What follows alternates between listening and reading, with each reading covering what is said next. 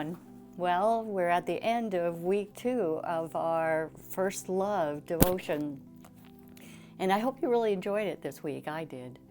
As Scott did last week, I'm going to point out a couple of things that stood out for me on these devotions. J.D. Waltz began the week speaking about humility, and he ended the week speaking about humility.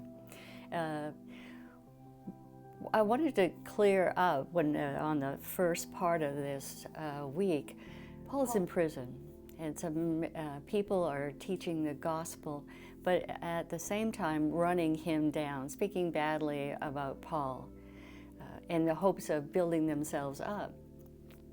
What the wonderful thing about Paul is that he didn't, when he was told what was happening, he said, well, I don't care that the focus is not on me. As long as the gospel gets preached, it doesn't matter who preaches it.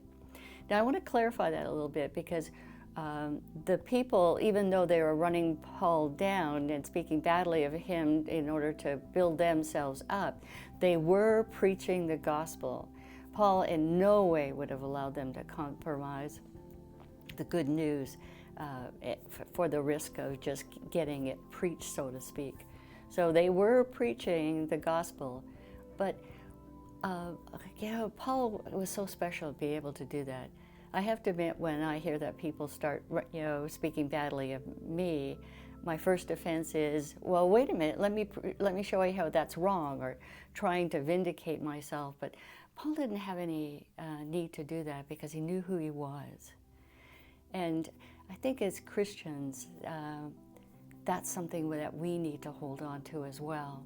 J.D. Waltz speaks about believing, becoming, and belonging. And I think this humility and believing, becoming, and belonging all fit together, because it's only when we truly believe God that we can trust God. And when we trust God, we allow God to start working, the Holy Spirit to start working on us. We kind of open ourselves up a little better. We learn to hear that still small voice and to follow it. And when we do that, we allow the Holy Spirit to form us more and more into the person that God created us to be.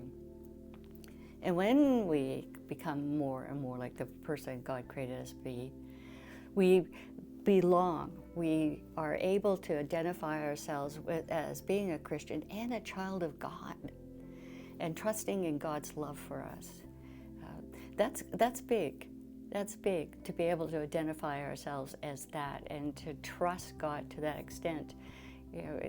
We often want to hold on to our power and control everything, and I'll believe to a certain point, but after that I'm not going to let God in, because I want to decide what I do.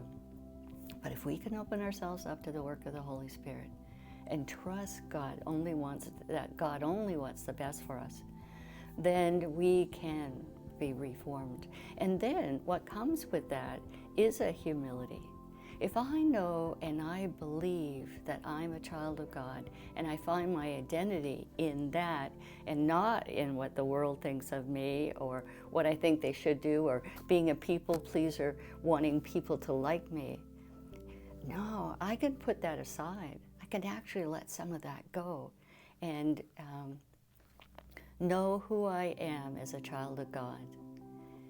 Then that frees us up for humility. Humility is not just thinking badly of myself, but thinking more of other people.